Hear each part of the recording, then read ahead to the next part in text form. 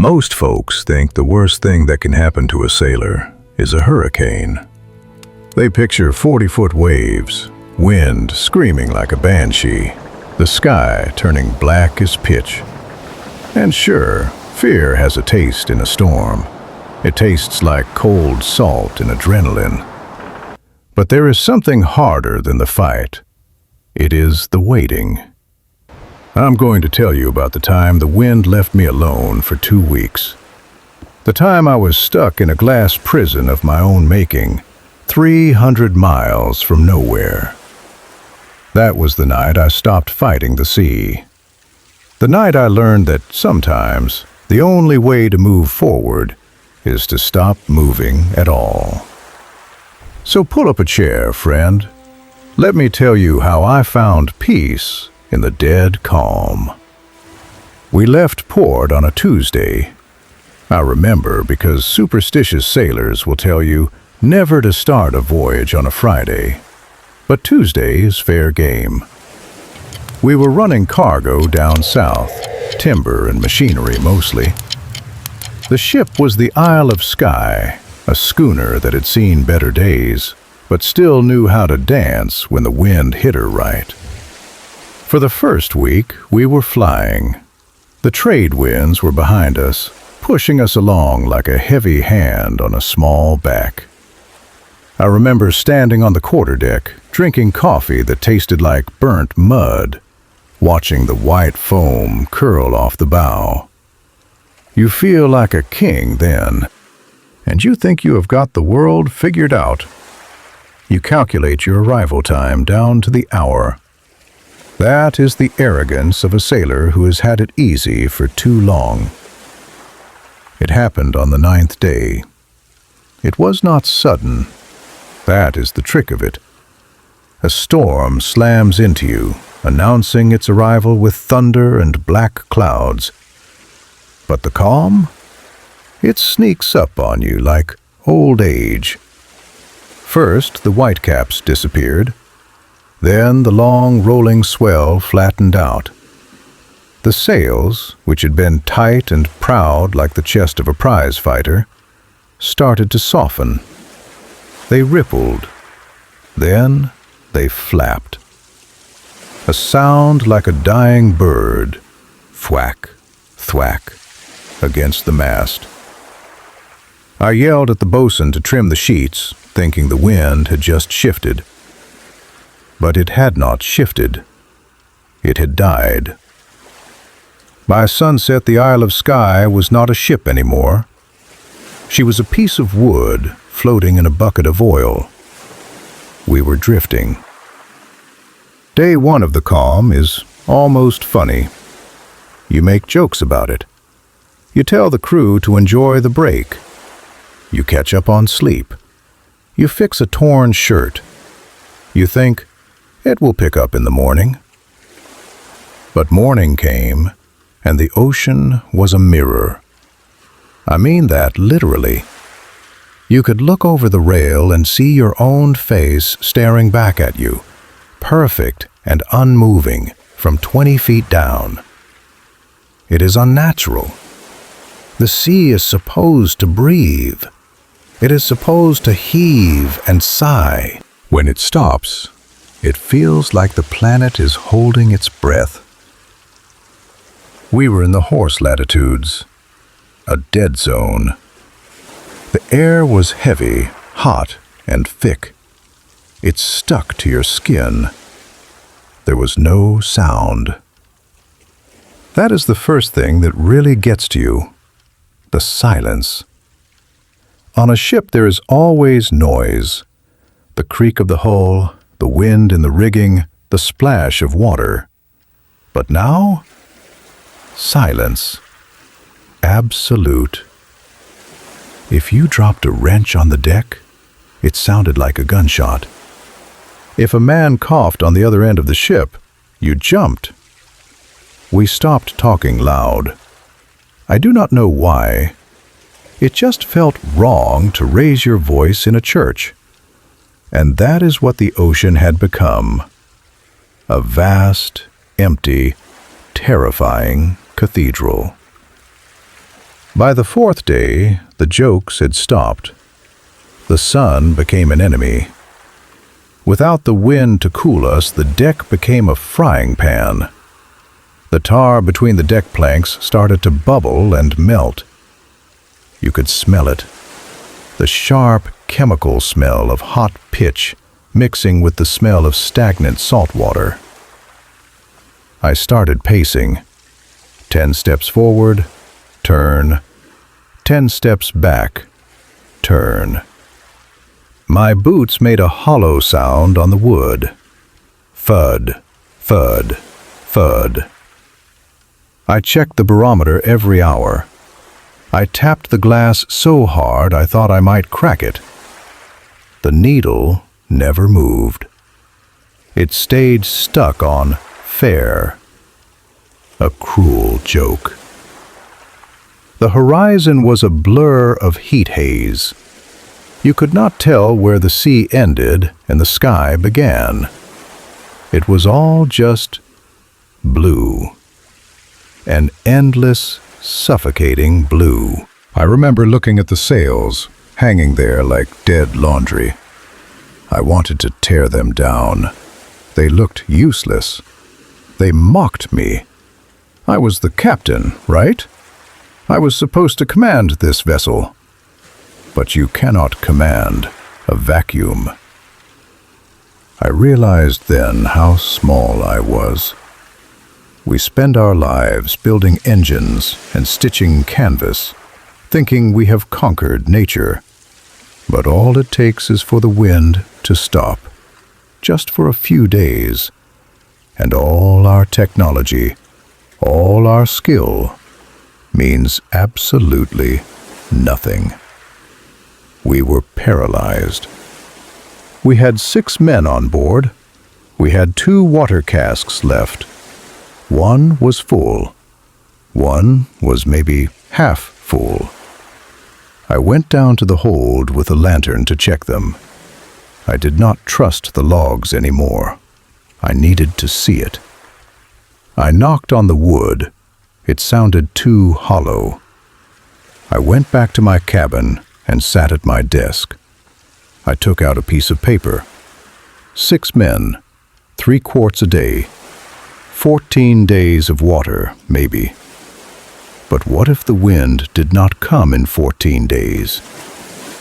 I started cutting the rations in my head before I even told the crew. If I cut it to 2 quarts, we get 3 weeks. If I cut it to 1 quart, maybe a month. But in this heat, 1 quart is torture. I sat there staring at the numbers until they blurred. I felt a knot in my stomach. It was not hunger. It was the heavy weight of responsibility. If these men died of thirst, it was on me. Not on the wind, on me. I locked the water casks that afternoon. I put the key around my neck on a piece of leather cord. The crew watched me do it. Nobody said a word, but I saw the look in their eyes. The trust was starting to evaporate with the water. Day 7. A week of nothing. The heat was inside my head now. It felt like my brain was swelling up, pushing against my skull. I went up to the bowsprit, the furthest point of the ship. I looked out at that flat, silver water, and I felt a rage build up in me like I had never felt before. I wanted to fight something. If it was a storm, I could hold the wheel. I could shout orders. I could do something. But this passive, silent killing, it was cowardly. I screamed. I am not ashamed to say it. I stood there and screamed at the sky. I cursed the wind for leaving us. I cursed the ocean for being so wide. I cursed God or fate or whatever was up there looking down on us like ants in a jar. "Give me a breeze!" I yelled. "Give me a hurricane! Just give me something!" but nothing answered. My voice just drifted out over the water and fell flat. No echo, no response. Just the sun staring down like a great, unblinking eye. That was the moment I broke. I fell to my knees on the hot wood and I cried. Not because I was sad, but because I was powerless. And for a man who defined himself by his strength, by his ability to navigate and control, being powerless was worse than dying. Time stopped making sense around day 9. I think it was day 9. When the sun is a constant hammer and the night is a black velvet shroud, the hours bleed into one another. You stop marking the watch. You stop writing in the logbook, because there is nothing to write. Calm, no wind, sea smooth. It gets repetitive. The mind is a strange engine. When you do not give it fuel, when you deprive it of new sights, new sounds, it starts to eat itself. It starts to invent things. I remember looking over the rail at the water. It was noon. The sun was high. But the water didn't look like water anymore. It looked like grass. A long, rolling meadow of deep green Kentucky bluegrass. I swear on my mother's grave, I could smell the clover. I saw my house down there. Not a reflection, my actual house. The porch where I used to smoke my pipe, the rocking chair. It was so clear, I reached out a hand to touch it. Then a fish jumped, a flying fish, breaking the surface, and the ripples shattered the house. The grass turned back into oil, black water. I pulled my hand back as if I had been burned. I realized I was dangerously close to simply stepping off the ship to walk home. That is how the sea takes you when she is quiet. She seduces you. The men were feeling it too. The silence between us had changed. It was not just quiet anymore. It was heavy. It was pregnant with resentment. I saw the way the bosun looked at me when I handed out the water ration. Just a cup. A single tin cup of lukewarm water that smelled like old barrel wood. He looked at the cup, then at me, then at the sky. He didn't say it, but I heard it loud and clear. You did this. You brought us here. There is a moment in every calm where mutiny hangs in the air like humidity. It would have been easy for them to snap, to rush the cabin, steal the key, drink the casks dry, and die happy. But they were too tired. That is the irony. The heat that was killing us was also keeping us peaceful. Rage requires energy. Violence requires calories and hydration. We had neither. We were just statues melting on a wooden deck. I sat with them that evening. Usually the captain stays apart, but that night I sat on a coil of rope next to the youngest lad, a boy of 17 named Thomas. He was crying, but he didn't have enough water in him for tears, so his chest just hitched dryly. "Are we going to die, Cap?" he whispered. I wanted to lie. I wanted to give him the brave captain's speech. "I do not know, son," I said, "but we are not dead yet." That was the first time I had been honest in years, and strangely, it felt lighter than a lie. Then came the night of the 11th day. If you have never seen the stars from the middle of the Pacific with no moon and no clouds, you have never seen the sky. It is not like looking up. It is like falling in. Because the water was so still, the reflection was perfect. Absolutely perfect. There was no horizon line. The stars above met the stars below. I stood at the wheel, though there was no steering to do. I looked down and I saw the Milky Way swirling under my boots. I looked up and I saw infinity. The ship was not floating on water anymore. We were suspended in the center of a sphere of starlight. We were drifting through space. For the first time in my life, I did not feel small in a bad way. I felt connected. I looked at that endless expanse, and I realized how stupid my anger was. Who was I to yell at this? Who was I to demand that the universe change its schedule for me? I was a speck of dust on a piece of wood in a galaxy of fire and ice. And somehow that thought did not scare me. It comforted me. The ocean was not trying to kill me. It was just being. It was indifferent. And there is a great peace in realizing the world is not out to get you. It just is what it is. That was the turning point. Not in the weather, but in me. I stopped checking the barometer. I stopped pacing the deck. I stopped counting the hours. I remember taking my pocket watch out. It was a fine thing, silver, given to me by my father. I wound it every morning at 8 bells. It was my tether to the civilized world, to schedules and deadlines. I looked at the ticking hands. Tick, tick, tick, racing towards nowhere. I put it in my pocket, and I didn't wind it. I let it run down. I went to the rail, and I sat down. I watched the sunrise. I didn't look for wind. I just watched the colors. The pink, the gold, the violet. I watched a turtle swim by, slow and ancient. I surrendered.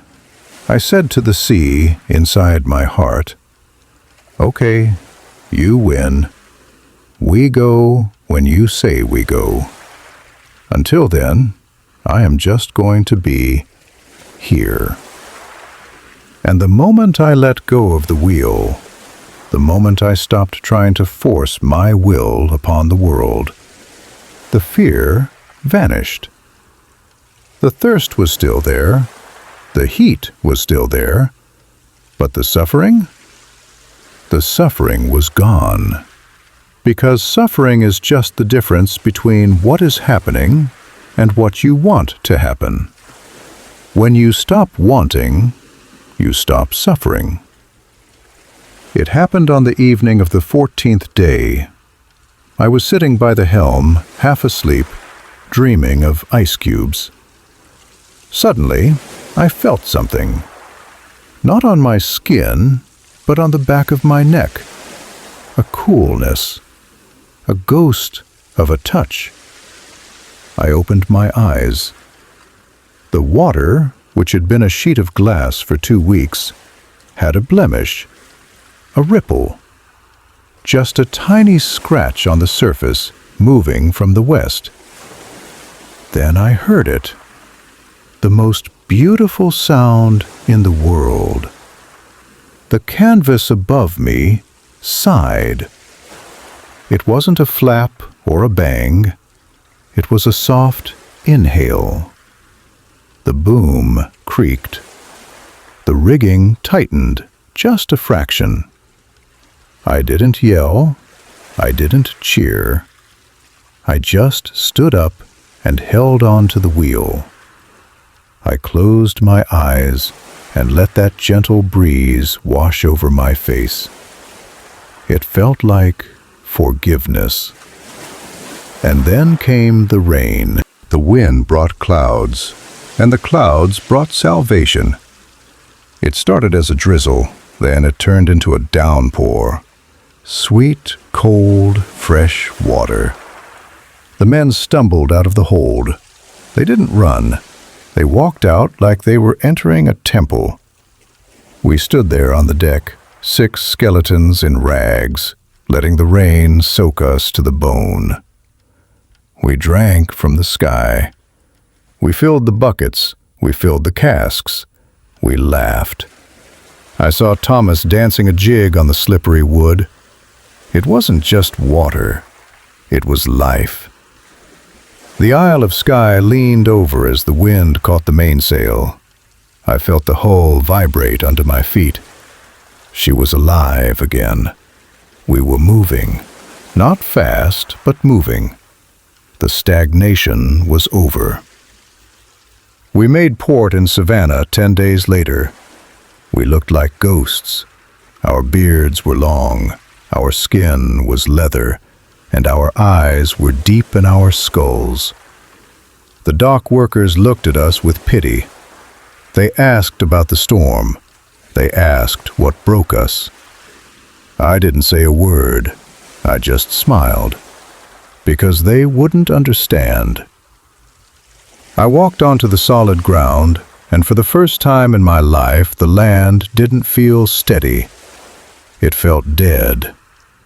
I missed the motion. I was not the same captain who left that port. The man who left was arrogant. He thought he could chart a course through anything. The man who came back knew the truth. You don't chart the course. You just trim the sails. That was 40 years ago. I have sailed through typhoons, and I have navigated minefields. But I never learned as much as I did in those 2 weeks of silence. See, friend, life is going to becalm you sometimes. You are going to get stuck. The wind will die in your sails, and no amount of screaming or planning or fighting will make it blow. And when that happens, you have 2 choices. You can pace the deck and drive yourself mad trying to control the uncontrollable, or you can sit down. You can watch the stars. You can wait.